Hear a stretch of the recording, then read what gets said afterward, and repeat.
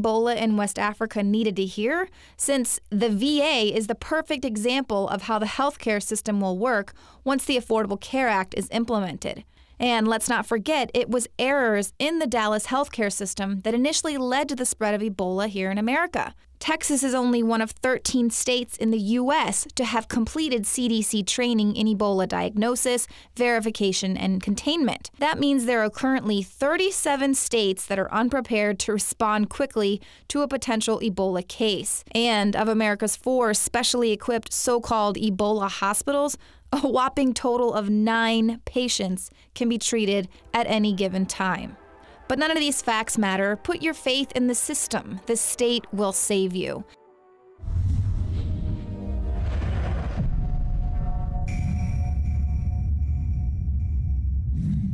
I began to get into iodine a few years ago because it was helping me and my family so much get healthy and detoxify. I believe our research is conclusive. This is the best iodine out there. And I know this for a fact.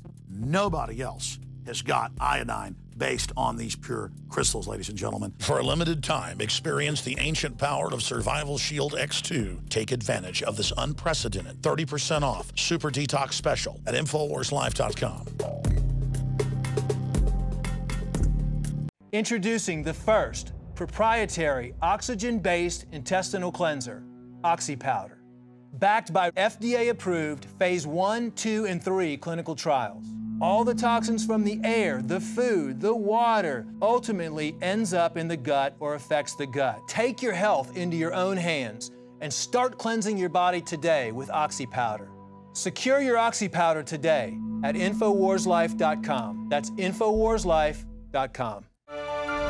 Well, the man who refuses to ban transnational flights to stop the spread of Ebola had no problem banning trans fats. As the National Review points out, the CDC's freedom spearheaded New York City's nanny state under Michael Bloomberg. They say, as undisputed captain of former New York City Mayor Michael Bloomberg's nanny state, he made his political career by lecturing, pressuring, and outright coercing people into making healthy choices. From tobacco to trans fats to table salt, the ex-New York City health commissioner took a Papa Knows Best approach to public health.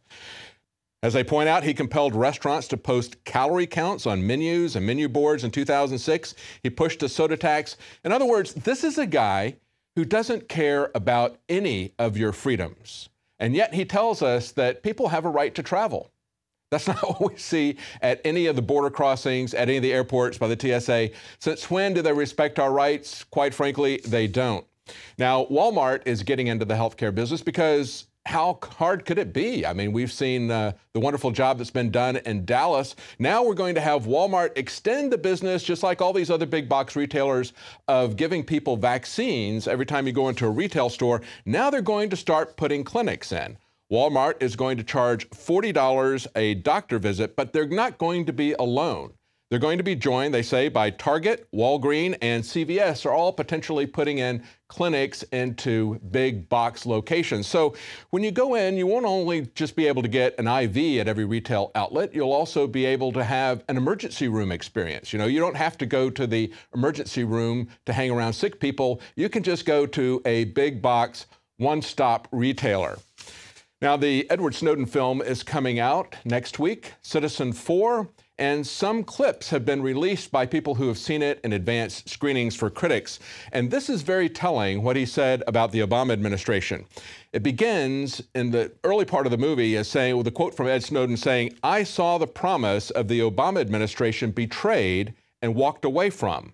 It really hardened me to action." In other words, his motivation for doing what he did, he said, was the hypocrisy of the Obama administration. So what is Hollywood going to do with their hypocrisy? He's been their guy. They've stuck by him. They're still doing fundraisers for him. Famously, Gwyneth Paltrow's fundraiser a few weeks ago, where there were the posters comparing her to a drone. They have no problem with his drone program. They have no problem with his violation of civil liberties. These are the things, anti-war, civil liberties, these are the things that Hollywood is supposed to care about. What are they going to do with this? Well, we see that the Weinstein Company, the same company that promoted Zero Dark 30 and released it just prior to Obama's reelection, they're going to be the ones who are going to be promoting and releasing Edward Snowden's documentary, Citizen4, done by Laura Poitras. Will they promote it as much as they did Zero Dark 30? Will Hollywood finally walk away from the hypocrisy of the Obama administration as Ed Snowden did? Will America wake up to what's going on and finally care about the consequences? We'll have to see. I'm very anxious to see that documentary. Now, the government wants to study social pollution on Twitter. This is another whistleblowing revelation from the FCC commissioner that earlier alerted us to the surveys, quote unquote, that the FCC wanted to do to radio stations, television stations, and even print newsrooms. The FCC, as well as the federal government, is trying to make a science out of monitoring and shaping public opinion. He had this to say: if you take to Twitter to express your views on a hot-button issue, does the government have an interest in deciding whether you're spreading misinformation? If you tweet your support for a candidate in the November elections, should taxpayer money be used to monitor your speech, to evaluate your partisanship? And then he points out that the National Science Foundation is funding a project to collect and analyze Twitter data. It's named Truthy after the term that was coined by TV host Stephen Colbert, and he says that invites feedback on whether specific Twitter users like the Drudge Report are truthy or are they spamming. This is what we've seen over and over again. It's yet another example of science and academia working as the handmaids of tyranny, just as Eisenhower warned us in his military-industrial complex speech.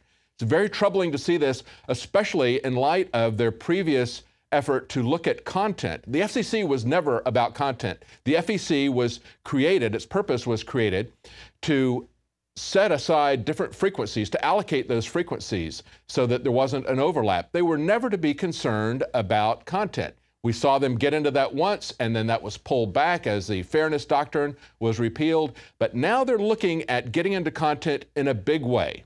They're looking at not only seeing what we're doing, but controlling what we're doing. They have allowed the Voice of America and Radio Free Europe. They've removed the protections against them broadcasting in America.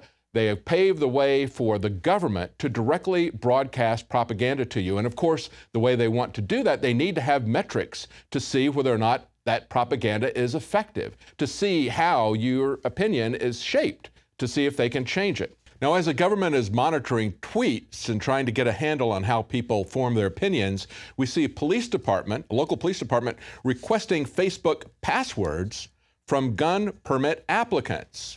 Now, this is a great example of why you don't want to allow your fundamental rights recognized by the supreme law of the land to be turned into privileges.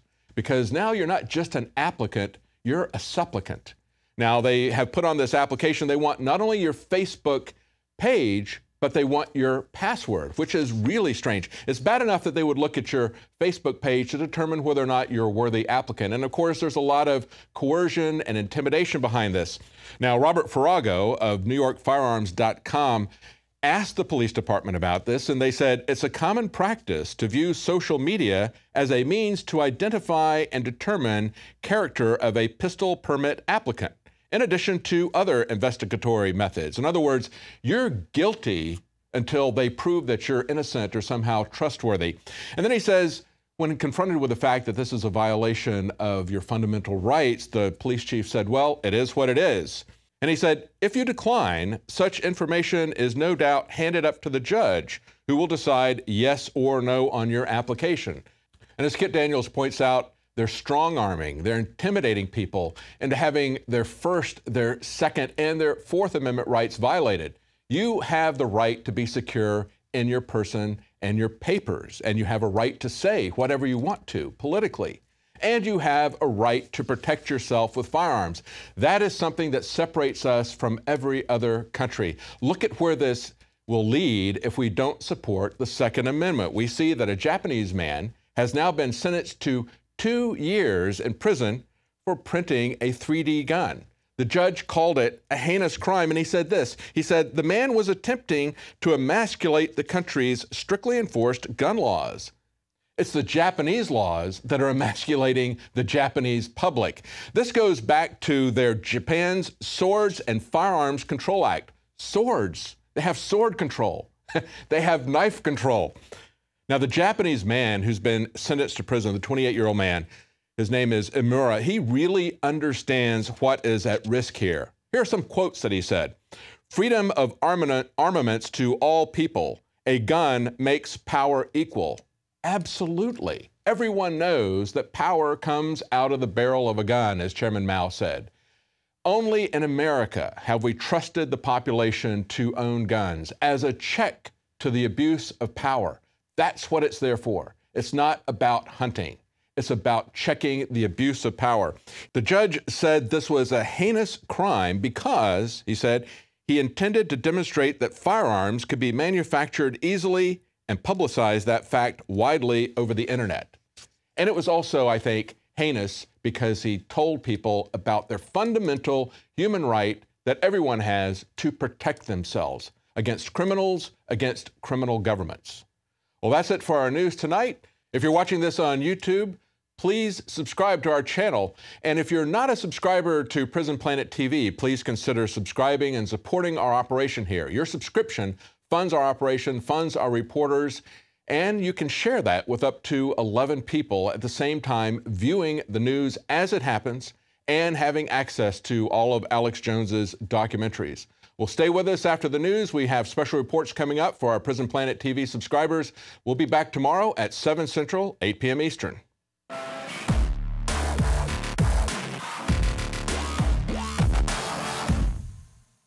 City of Austin tap water versus filtered City of Austin tap water.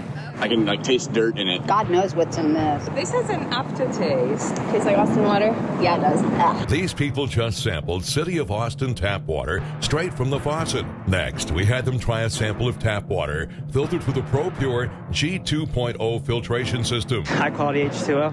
That one is better. Tastes like nothing. Yep, I know what good water tastes like. It's good water. Most tap water contains added substances like fluoride, chlorine, Monsanto's deadly pesticide, glyphosate, and many others. Studies prove that these substances are linked to an assortment of major health issues, including tooth decay, lowered IQ, and even cancer. It tastes like you're drinking out of the lake when you're drinking tap water. Yeah, it has that processed flavor to it. The ProPure G2.0 filtration system removes these deadly substances and many more, leaving only fresh-tasting, deliciously clean water. Okay, this is very tasty. It's good water. Refreshing. It's good. Go to InfoWarsStore.com today. Use promo code WATER and save 10% off your ProPure purchase. Again, that's InfoWarsStore.com or call 1-888-253-3139.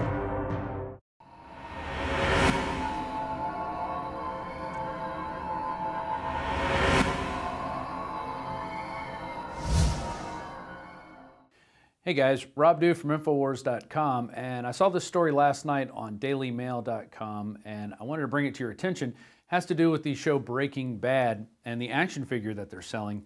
And what's really weird is that they're selling this at a kid's toy store, Toys R Us.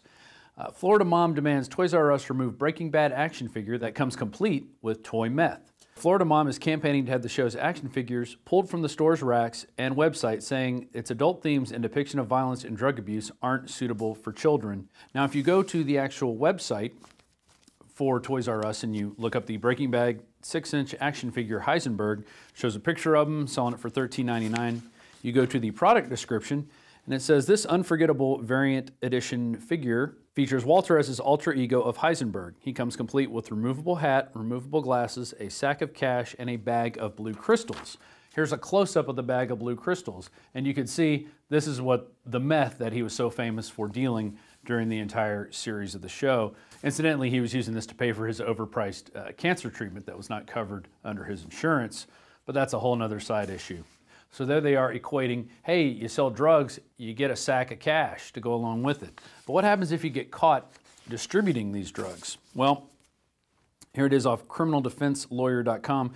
Federal law mandates a prison term even for first convictions of at least 5 years for anyone convicted of possessing 5 grams of meth with the intent to distribute it, and at least 10 years for possessing 50 grams for distribution purposes. You look at that bag that he's carrying, looks like a lot of meth, probably more than 50 grams. And so you're looking at least a 10-year prison sentence if you were to emulate what you saw with this action figure. I'm not saying kids are going to go out and do that, but it's kind of putting it in their heads. This is made for kids 15 and up. So you're still a teenager, still under 18.